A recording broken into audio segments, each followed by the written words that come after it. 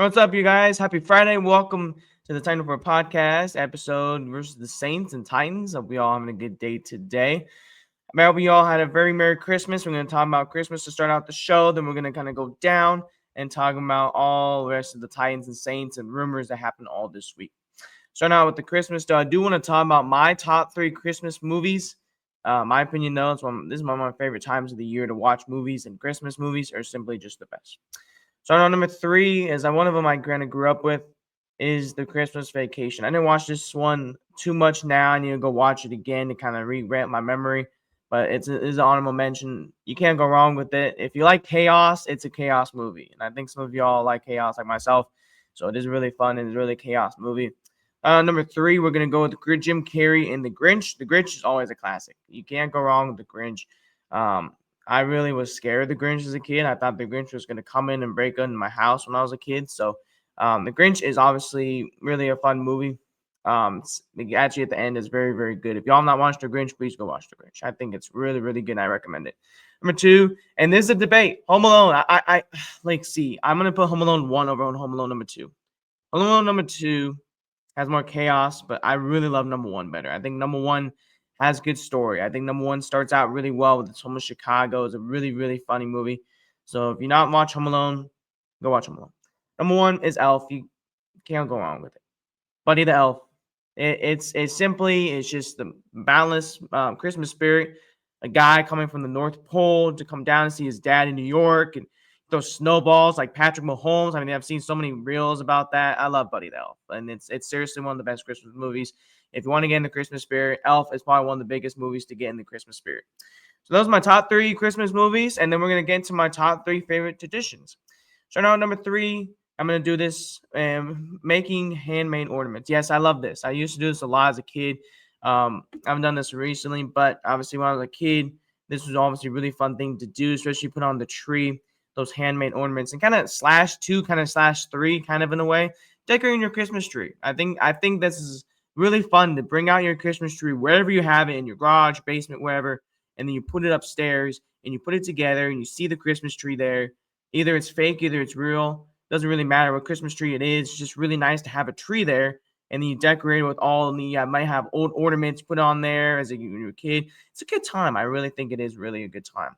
And we'll kind of go off on number 2, and we'll do Christmas cookies. Now, I love making Christmas cookies. I can't decorate.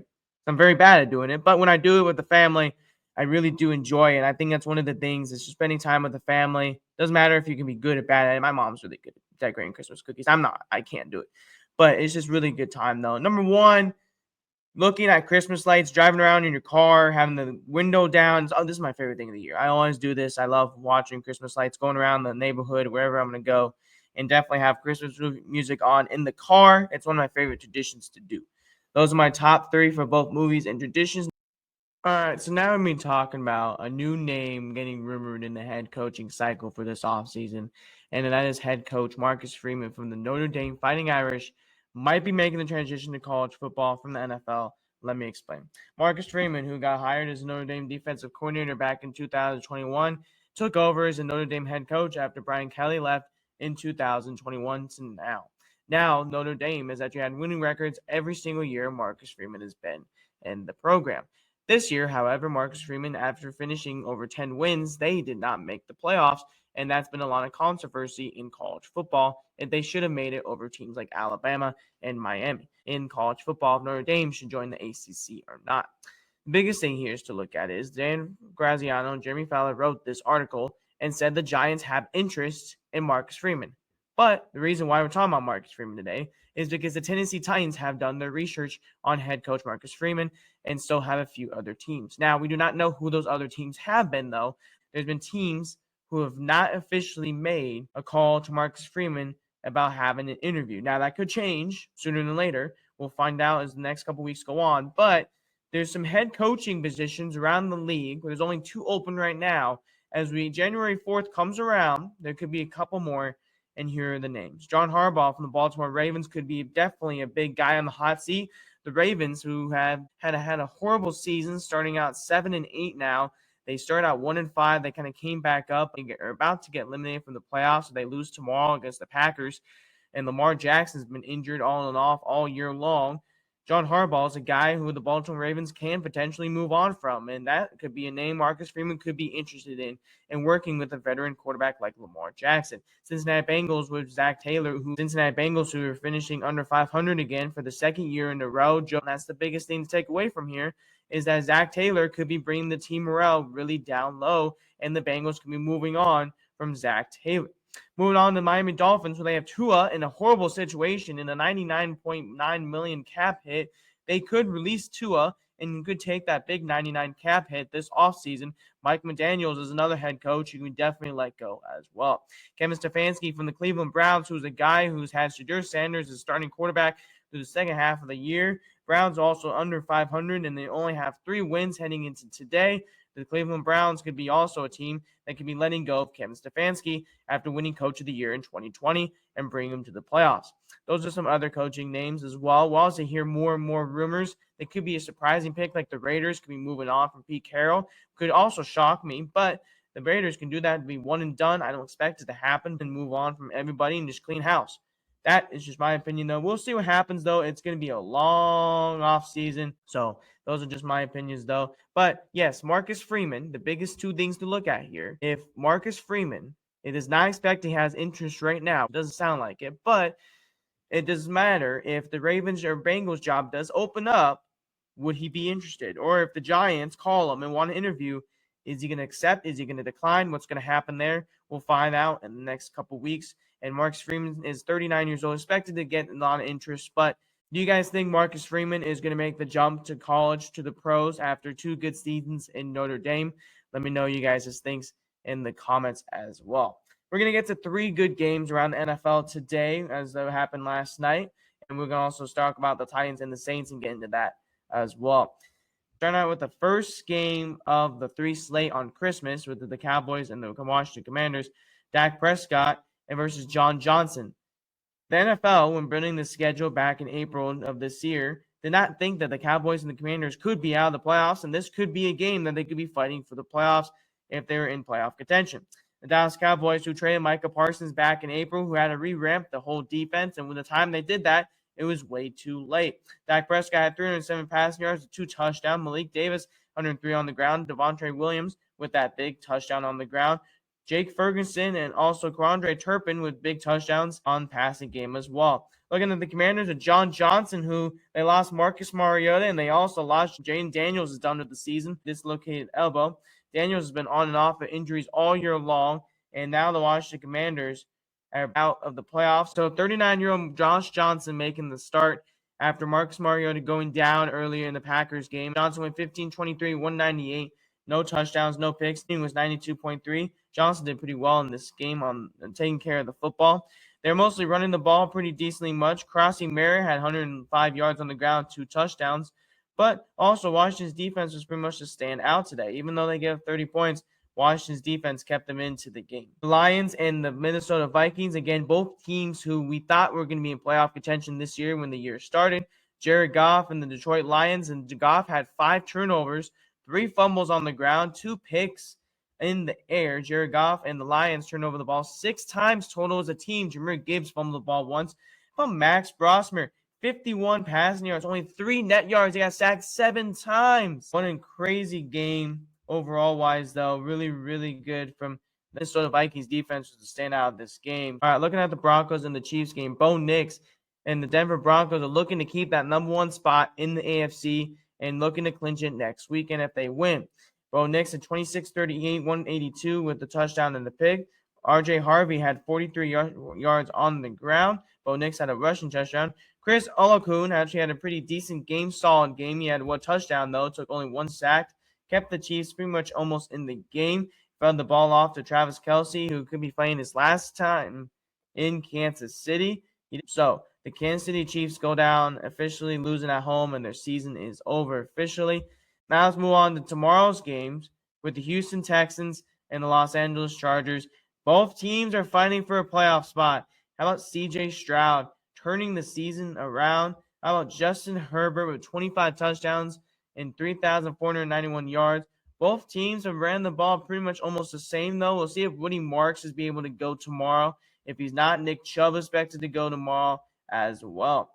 Also, looking at the Los Angeles Chargers, Vidal and Hampton have actually done a pretty decent and a solid job in the backfield. It matters how Justin Herbert health-wise is tomorrow, and we'll see if he'll be 100% to go. Looking at Baltimore Ravens and the Green Bay Packers, the Packers already clinched the playoffs. It matters if they're going to start Jordan Love or Malik Willis. Both are questionable. Jordan Love could be playing if he does practice today on Friday.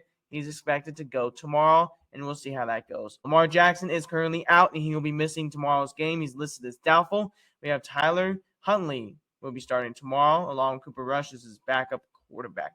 Those are the NFL headlines. All right, so we're going to be talking about my 3 wishes for the Tennessee Titans offseason that I want them to do. And let's break it all down. Starting out, number 1 is the head coaching position. They need to make sure they get this thing right. Not just for Cam Ward, but also for the Tennessee Titans young team. You need a guy who's going to go in there and who's going to want to be a leader, who's a guy who's going to be in there to develop a quarterback who wants to learn and to work with him. I believe a guy like Matt Nagy is not going to be right for the job just because of those reasons. Nagy's not really been a leader. Nagy struggles in those pressure situations. I don't think Matt Nagy's the greatest guy to be the next Titans head coach. A guy like Clint Kubiak and a guy like Chris Shula, who has done that in pressure situations as coordinators, seems like they can do that job. Guys like Mike McCarthy, the same reason. There's a lot of other guys on the list I think that could be candidates for the next Titans head coach. Jeff Hafley's a guy who, from the Green Bay Packers defensive coordinator, is also a guy who I've heard a lot of rumors about. But the Tennessee Titans need to make sure Mike Morganti and Chad Brinker, who are both going to lead this thing, to make sure they sit down and make sure they get the right guy and make sure they do this the right way. Take their time and not rush the process through. Number 2, I think the Titans need to develop around Cameron Ward, and that starts with the head coach, but that also starts with the weapons around Cameron Ward. You need a true 2 receivers in this offseason, wide receiver 1, wide receiver 2.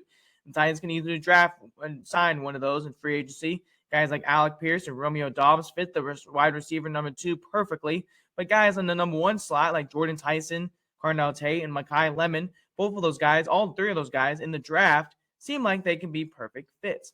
I feel like for the Tennessee Titans to develop around Cam, you got to get him good pieces, especially on the offensive line as well. Tennessee Titans need to make sure they do a good job developing the young quarterback now before it's too late and getting the right pieces for now and for the future going forward. The Titans need this number 3. The Titans need to make sure this offseason they spend the money wisely.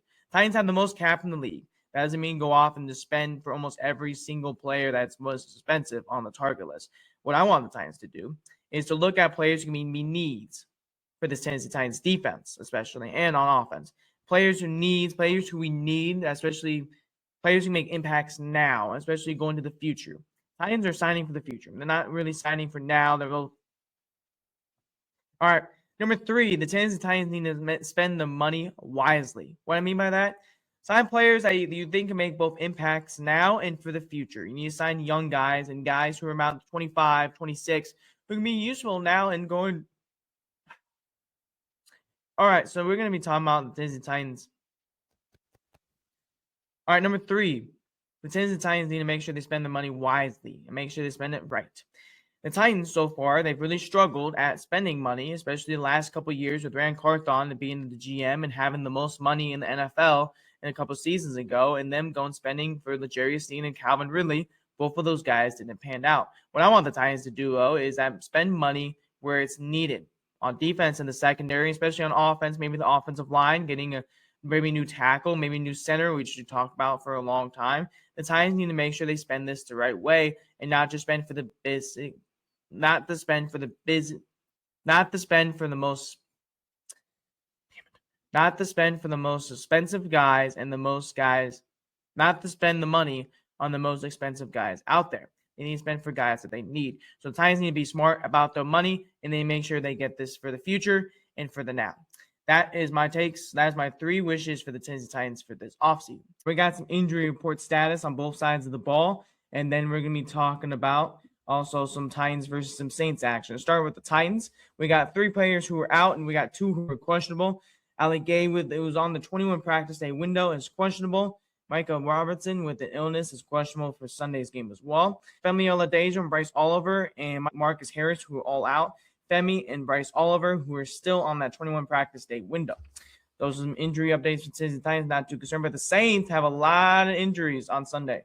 Brian Breeze, the defensive tackle, is out for Sunday and did not practice all week. Alvin Kamara did not practice all week. He's out. Zaire Mitchell-Padan is also out. Cesar Ruiz is out for Sunday as well. He did not practice all week.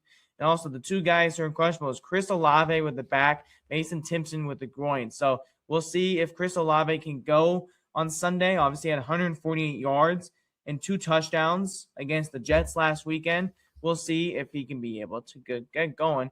Tyler Shaw is on the injury report this week. He is good, and he's expected to go. All right, so the Titans are facing first-year head coach Kellen Moore, who was the offensive coordinator for the Eagles and both the Chargers and the Cowboys in recent past. Kellen Moore said he did a really nice job with his offense, I think, so far this year, especially what they've had to work with. I felt like this has been a really tough year for the New Orleans Saints. So I think he's done a really nice job in taking care of all this, and I'm very excited to see what the Tennessee Titans can do against the New Orleans Saints. And speaking of former friend Dylan Rainitz, how about that? I know some Titans fans are gonna be like, I don't remember that guy. Well, you might actually remember him sooner than later.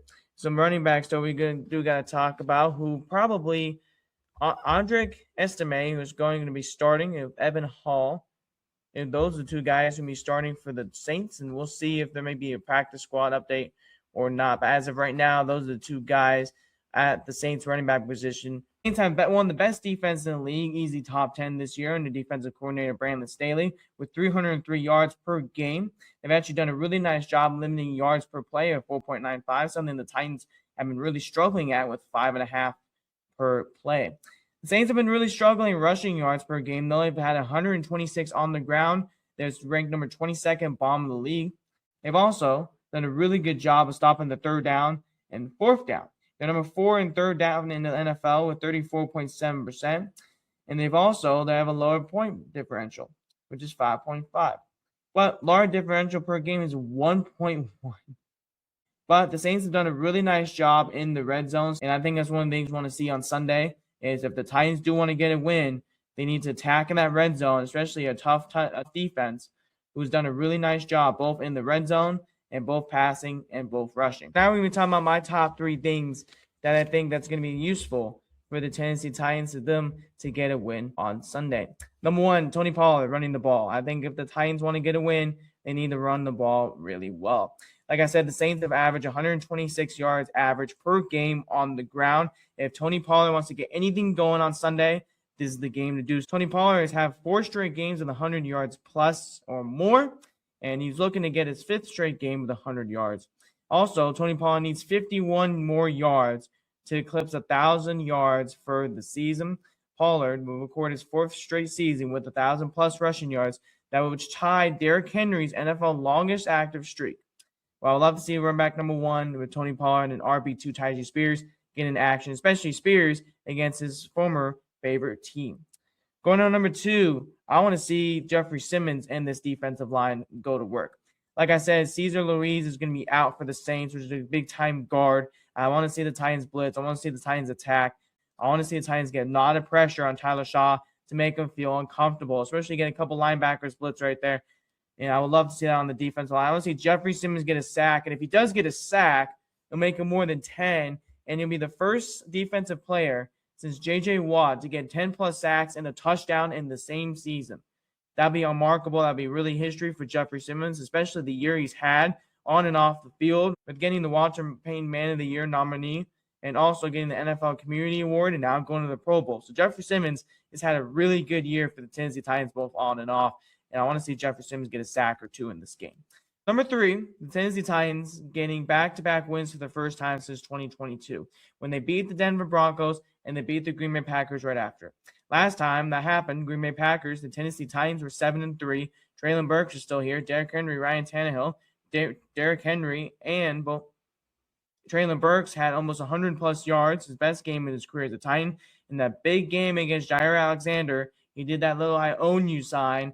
And also, I think the biggest thing is it will get momentum for the team. I think it will get a lot of momentum for the team. I'd love to see it. This streak needs to end. The Titans have only won 12 games since November of 2022. This streak needs to end before it's too late. I would love to see the streak end. We broke a streak last week. We haven't won at home in 412 days or something like that. We finally broke that streak. Let's break this streak. We need to win 2 in a row. It'll be great momentum. It'll be a great booster for this team. And I think the Tennessee Titans team needs it more than ever. Those are my 3 takeaways. Also, I think the Titans need to create momentum and see if they can get a win at home. Another thing I do want to say also, congratulations to Jeffrey Simmons and Seymour DK for making the Pro Bowl and #1 in defensive tackles for Jeff Simmons and #1 in returners in the AFC for Seymour DK. Round of applause for the boys. Love the boys. Congratulations. Peter Sharonsky got robbed. I think a lot of people can say that. I don't know. Peter Sharonsky was not in the top 10 for fan voting. That's why I have my mixed opinions about fan voting. But overall, congratulations to Jeff and Seymour. These guys both deserve, especially Jeff, both on and off the field. Seymour DK, man, both unbelievable year for the punt returner, man. What a dog. What a dog in the 4th round. Great pickup. And very happy for Seymour DK. Let's keep setting records every single week. So now we're going to talk about Cameron Ward, and we're going to talk about the Titans offense. Is Cam Ward making the stride for 2026 for this offense in the future and beyond? Yes, I believe so. Cameron Ward in his last 5 games has actually had 912 yards, 7 touchdowns, and 1 interception. Ward had 6 touchdowns and 5 interceptions right before the bye week. Cameron Ward has actually been really better, having 7 touchdowns since the bye week and only turning over the ball once.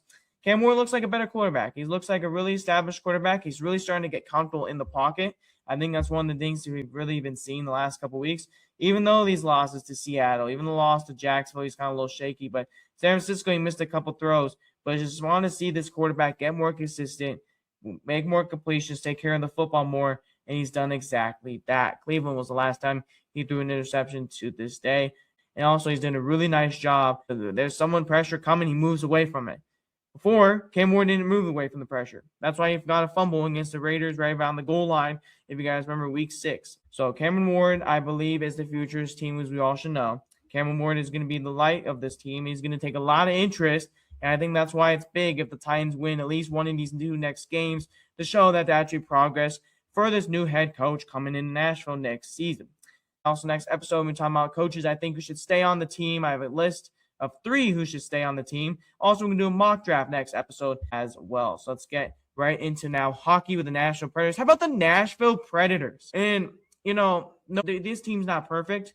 When they're kind of starting out back in November, they're 6-12-4, and you're just kind of like, okay, is this it? I mean, Andrew Burnett, it just feels like it's just the same all over again. Is Burnett going to get fired? The Predators are going to trade all their guys like O'Reilly and Stamkos and Yossi, and you never know, Forsberg. Something's just not connecting, but finally the Predators are connecting everywhere, and you love to see that. Saros and Yuan, they've both been playing pretty well recently. I felt like at the goaltending, or Anuin, I don't even know how to say it. It's Anuin, I think it's Anuin. But also, you just like to see guys like Steven Stamkos finally play well. Ryan O'Reilly, Mr. Riley Auto Parts, playing really well. Philip Forsberg on offense playing pretty well also. This team's starting to get the sync. And you know what? This defense is playing really well, too, in the last week and a half. Yes, I know against Carolina was tough, but those 2 goals were tough. There was only one on you, Saros. But at the end of the day, thing happens. You turn the page. They've won 3 straight. They played tonight against the St. Louis Blues. The Predators are already 2-0 this season against St. Louis in the last 2 weeks. I would love for them to get a win.